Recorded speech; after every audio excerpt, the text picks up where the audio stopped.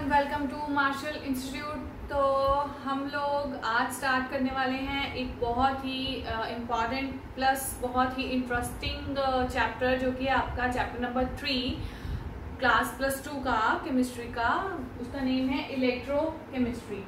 तो इलेक्ट्रोकेमिस्ट्री को आज हम लोग स्टार्ट करेंगे। आज थोड़ा इंट्रोडक्शन पार्ट ही रहेगा इस चैप्टर के रिलेटेड। मेन पार्ट जो है वो आपका कल से स्टार्ट होगा। So let's start the chapter, और you can say introduction of this chapter.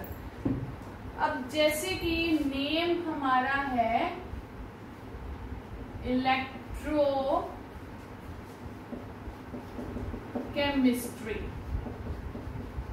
तो इलेक्ट्रोकेमिस्ट्री को देखो तो आपके पास यहाँ पे दो अलग अलग वर्ड्स आपको देखने को मिलेंगे, जिसमें है इलेक्ट्रो एक वर्ड और दूसरा वर्ड है केमिस्ट्री। सो इलेक्ट्रो मीन्स आप बात करते हो चार्ज की, और केमिस्ट्री तो आपको पता है, और जिसमें हम लोग अब बात करेंगे सॉल्यूशन की। तो हमारे पास इलेक्ट्रोकेमिस्ट्री में दो जनों की बात करेंगे, चार्ज, और चार्ज अगर है तो of course presence of electricity, और you can say presence of current तो होगा ही होगा। तो एक है सॉल्यूशन। तो जब सॉल्यूशन में से अगर हम लोग करंट पास करवाएंगे तो क्या होगा, या फिर यूं कह लो कि अगर हमारे पास करंट है या फिर सिंपल सॉल्यूशन है, सॉल्यूशन में हम लोग डिसोसिएशन करवा रहे हैं किसी तरीके से, तो क्या होगा, मूवमेंट होगी किसकी, आयंस की। तो डिसोसिएशन में हमें पता है आयंस बनते हैं, जब आयंस मूव होंगे तो क्या होगा, करंट। तो दोनों ही केसेस में हमारे पास दो चीजें एक दूसरे के साथ रिलेटेड है कि करंट होगा, अगर सॉल्यूशन में से पास करवाएंगे तब भी वहां पर डिसोसिएशन होगी, ठीक है। और अगर हम लोग सिंपली इलेक्ट्रोलाइट किसी केमिकल सॉल्यूशन में डिसोसिएशन करवाते हैं किसी तरीके से, तो फॉर्मेशन ऑफ आयंस होगी, जिसकी वजह से मूवमेंट होगी आयंस की ऑन द रिस्पेक्टिव इलेक्ट्रोड्स। तो हमारे पास फिर भी क्या होगा, on the movement of ions current, ठीक है। तो आज हम लोग डिस्कस करने वाले हैं इलेक्ट्रोकेमिस्ट्री में सॉल्यूशंस में करंट की क्या हमारे पास कह सकते हैं कि क्या कैसे हम लोग करंट की हेल्प के साथ डिसोसिएशन कर सकते हैं। अब इसमें सबसे पहले जो आपको इंट्रोडक्टरी पार्ट में जाना है वो है कि हमारे पास कंडक्टेंस क्या होती है। सबसे पहले आपको ये पता होना चाहिए, ठीक है, कंडक्टेंस।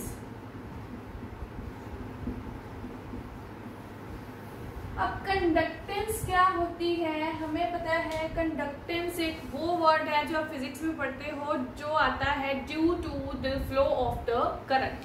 अब करंट फिर से आ गया, तो कंडक्टेंस आपको समझने के लिए आप समझते हो जैसे कि फिजिक्स में रेजिस्टेंस। अब रेजिस्टेंस जैसे आप समझते हो कि रुकावट, करंट के रास्ते की रुकावट, और उसका अगर रेसिप्रोकल कर दो तो वो आप बोलते हो कि वो होता है कंडक्टेंस। सिमिलर सा पोर्शन, सिमिलर सा टॉपिक कुछ इसमें भी आप लोग पढ़ने वाले हो, जिसमें सबसे पहले हम लोग पढ़ेंगे about the electrolyte solutions and conductors, जिसकी हेल्प से हम लोग कंडक्टेंस को, रेजिस्टेंस को एक्सप्लेन कर सकते हैं। तो सबसे पहले हम लोग अभी पढ़ लेते हैं अबाउट द केमिकल सॉल्यूशंस, जिसमें हम लोग बात करने वाले हैं पहले नंबर पे इलेक्ट्रोलाइट्स की। इलेक्ट्रोलाइट्स हमारे पास क्या होते हैं, इलेक्ट्रोलाइट्स हमारे पास आप कह सकते हो कि केमिकल सॉल्यूशंस होते हैं हमारे पास, ठीक है।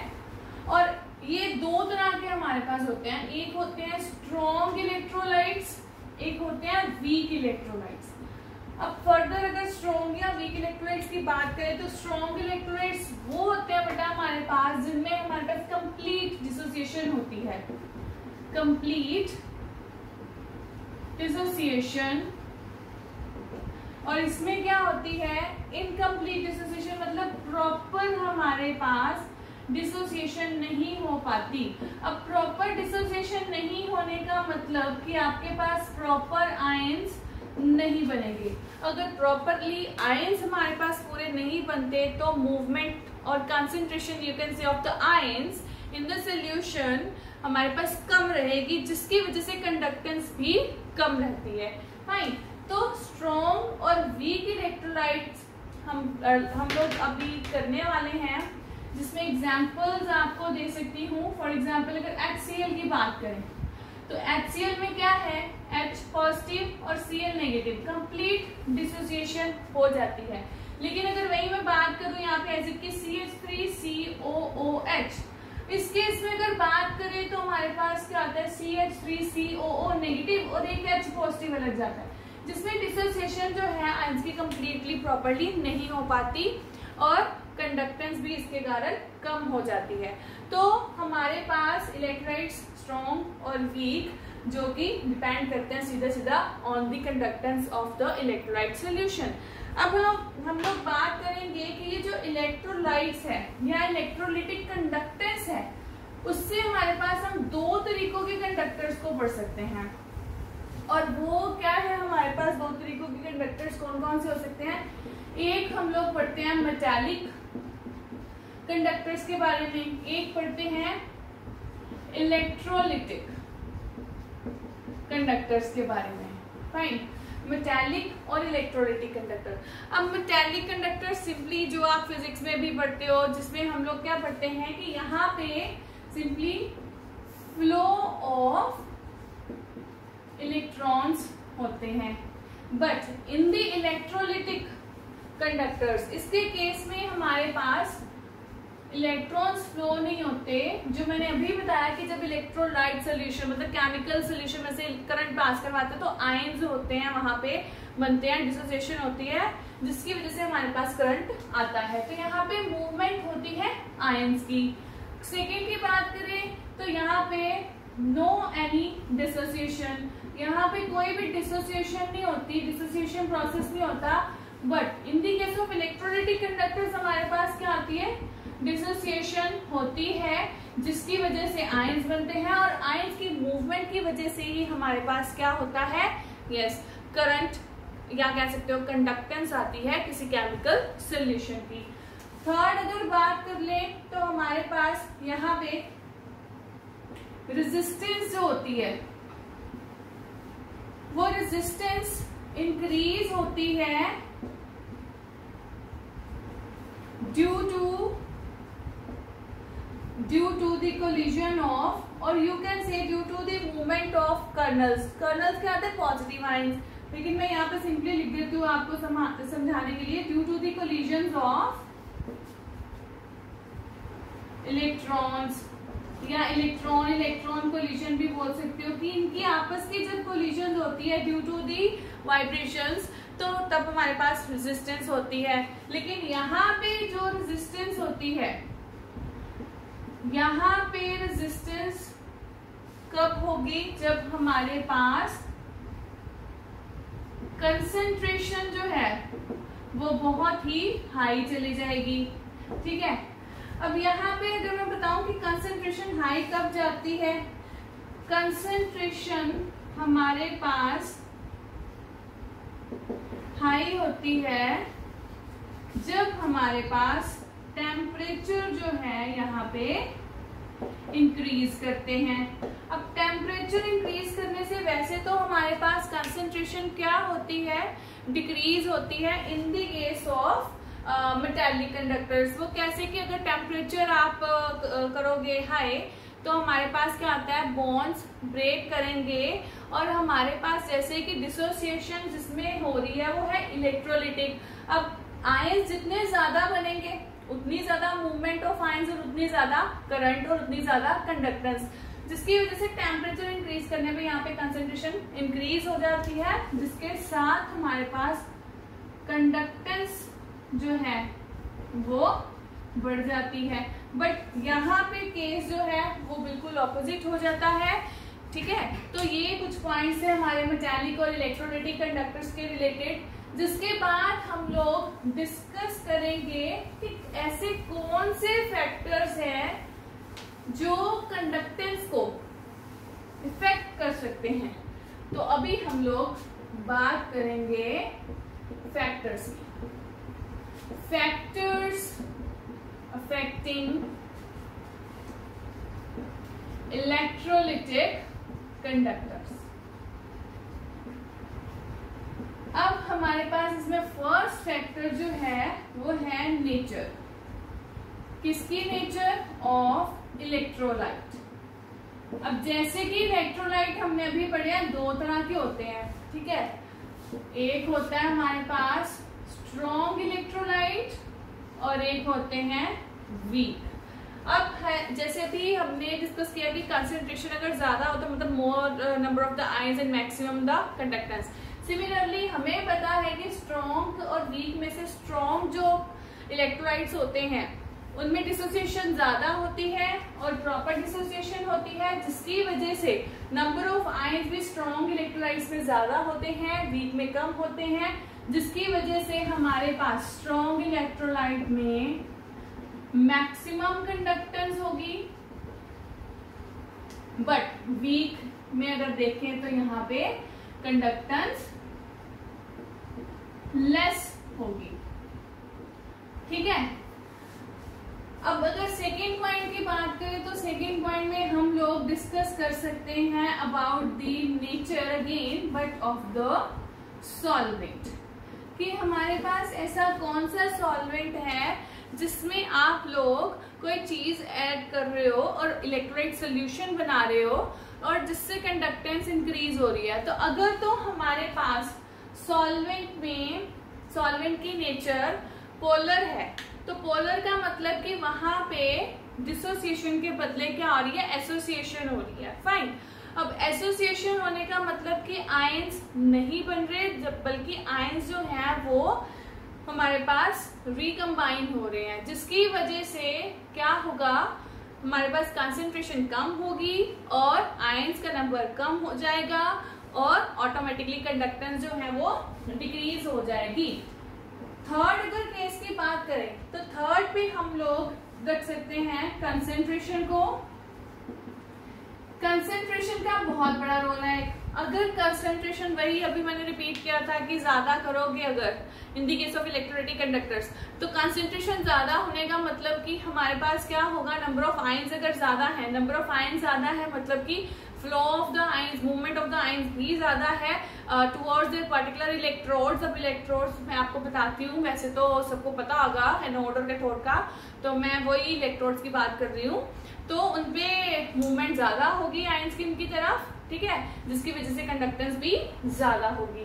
फिर हम लोग बात कर लेते हैं यहाँ पे टेम्परेचर की। अब टेम्परेचर के साथ क्या होता है कि अगर तो हमारे पास टेम्परेचर इंक्रीज हो रहा है, टेम्परेचर इंक्रीज होने के साथ क्या होता है हमारे पास?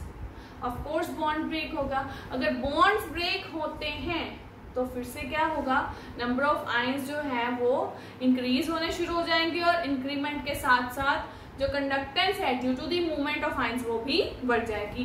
तो ये थे कुछ फैक्टर्स हमारे जो कि इलेक्ट्रोलाइटिक कंडक्टर्स की कंडक्टेंस को इफेक्ट करते हैं, इंक्रीज या डिक्रीज करते हैं।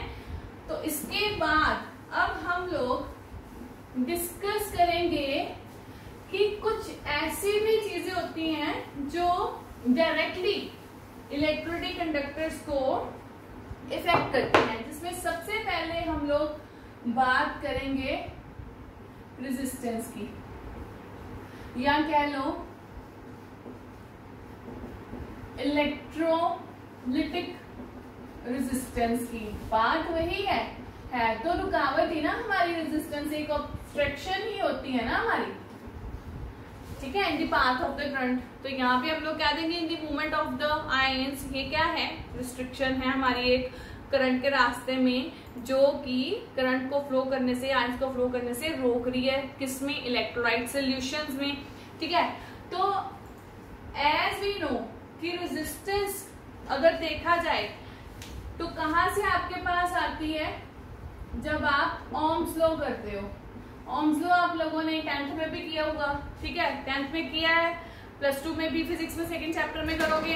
तो ओम्स लॉ क्या था? पोटेंशियल डिफरेंस डायरेक्टली प्रोपोर्शनल था I के, जहां पे I आपका क्या था? करंट, और V क्या था?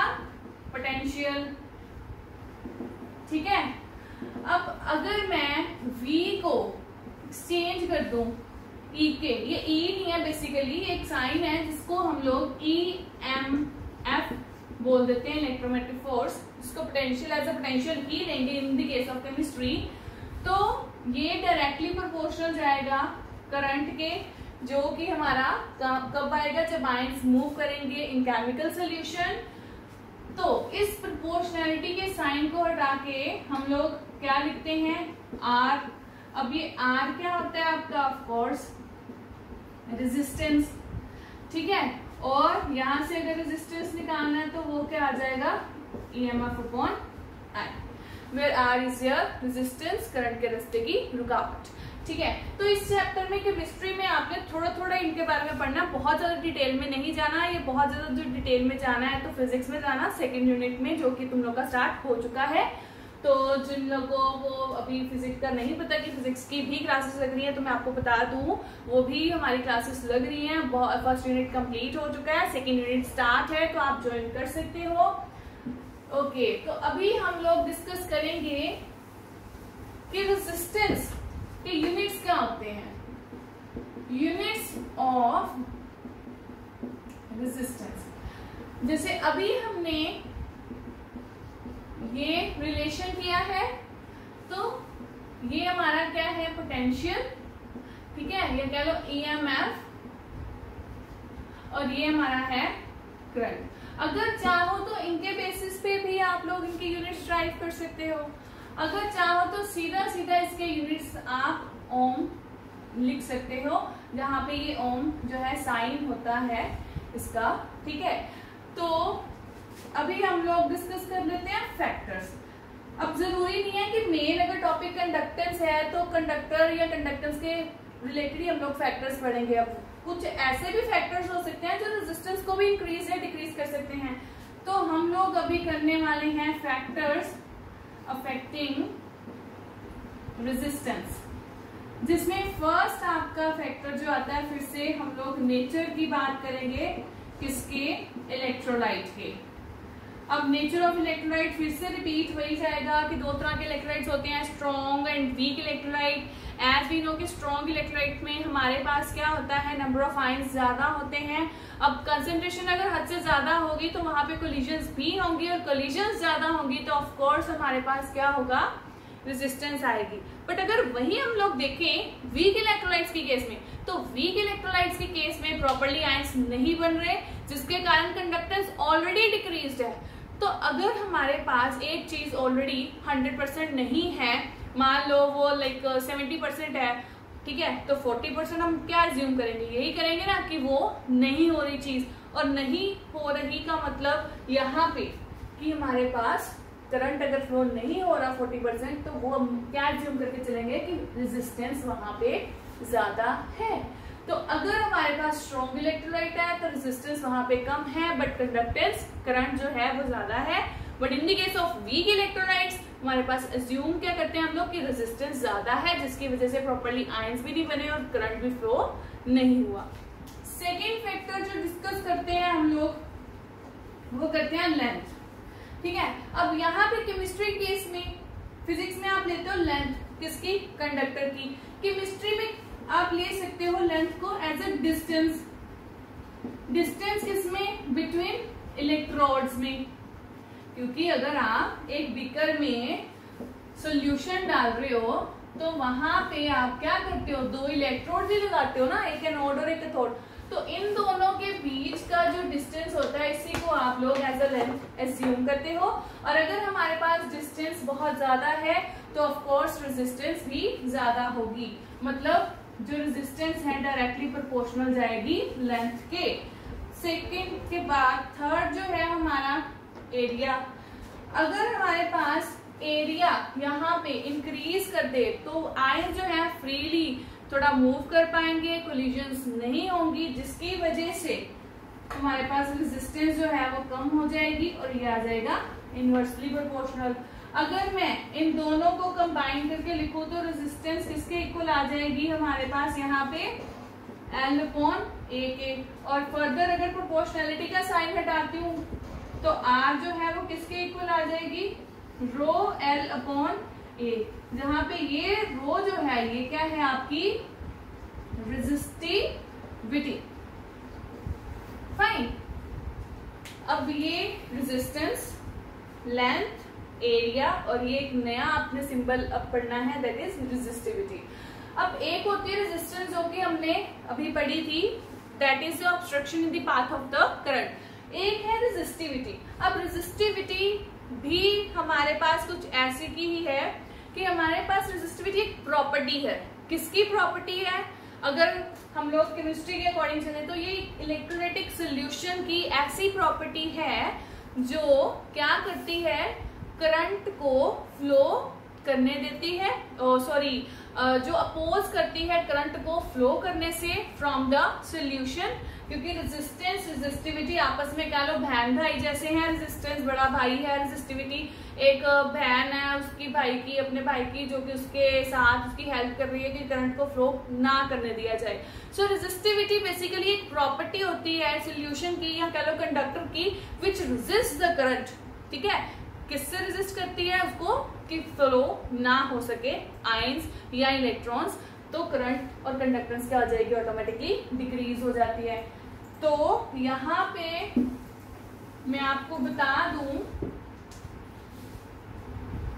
कि अगर हम लोग रेजिस्टेंस को रेसिप्रोकल कर देते हैं तो इसके रेसिप्रोकल को हम लोग C मान के चलते हैं, where is C is your conductance. C क्या है? कंडक्टेंस। रेसिप्रोकल मतलब उससे उल्टा हो गया। आप अगर रेजिस्टेंस रास्ते में रुकावट है तो कंडक्टेंस क्या है कि वो करंट को फ्लो करने देता है।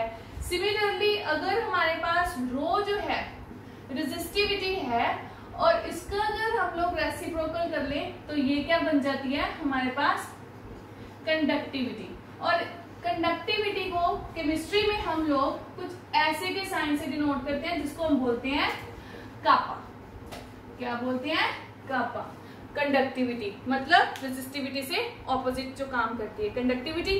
तो ये हमारा था कुछ अबाउट द छोटी छोटी terms in the case of electrochemistry, जिसमें मैं आपको स्पेसिफिक कंडक्टिविटी के बारे में बताऊंगी, जो ऑलमोस्ट हम कंडक्टिविटी जो यहाँ पे है कापा जिसको मैंने बोला है, इसी को डिफाइन करती है एक अलग तरीके से। तो अभी एक टर्म है आपकी स्पेसिफिक कंडक्टिविटी। स्पेसिफिक कंडक्टिविटी को आप लोग सिंपली कंडक्टिविटी भी बोल सकते हो, और इसको हम लोग क्या बोलते हैं कि जैसे हमारे पास 20 सेंटीमीटर क्यूब ऑफ सॉल्यूशन लिया इलेक्ट्रोलाइट का, ठीक है, और उस इलेक्ट्रोलाइट सॉल्यूशन में से कितनी कंडक्टेंस हमारी हो रही है उसको हम लोग बोलते हैं स्पेसिफिक कंडक्टिविटी। स्पेसिफिक वर्ड ही का मतलब होता है कि स्पेसिफाई करके आपको बताना है कि सॉल्यूशन आपने कितना लिया और उस सॉल्यूशन में से कितनी कंडक्टेंस हो रही है, तो होती है स्पेसिफिक कंडक्टिविटी। अगर इसी के बेसिस पे मैं बोलूं कि इक्विवेलेंट कंडक्टिविटी क्या होती है, तो मैं आपको बता दूं इक्विवेलेंट कंडक्टिविटी है वही कंडक्टिविटी, बट इसमें आप बता देते हो कि जब हम लोग बात करते हैं 1 ग्राम की, किसके 1 ग्राम की? ऑफ इलेक्ट्रोलाइट, किसमें? इन 20 सेंटीमीटर क्यूब सॉल्यूशन में, ये हमारा हो गया वॉल्यूम, ठीक है। जब जो L मतलब कि जो डिस्टेंस अभी मैंने बताया था आपको, डिस्टेंस बिटवीन इलेक्ट्रोड्स, जब ये डिस्टेंस होता है 1 सेंटीमीटर, ठीक है, तो तब हमारे पास जो कंडक्टेंस होती है उसको हम लोग बोलते हैं equivalent conductivity, right. Equivalent conductivity को हम लोग कैसे लिखते हैं? ऐसे लैम्डा ड्रॉ करते हैं, इसके पैर में EQ लिख देते हैं, ठीक है। इसका formula K into 1000 upon normality होता है, जो कि आपने एज इट इज लर्न करना है, where K is your specific conductivity, ठीक है, फाइन। अगर इस फॉर्मूले को मैं चेंज कर दूं, लाइक सिर्फ इतना चेंज करना है कि नॉर्मेलिटी की जगह अगर मैं मोलैरिटी कर दूं तो ये फॉर्मूला जो है मेरा, ये बन जाता है फॉर्मूला मोलर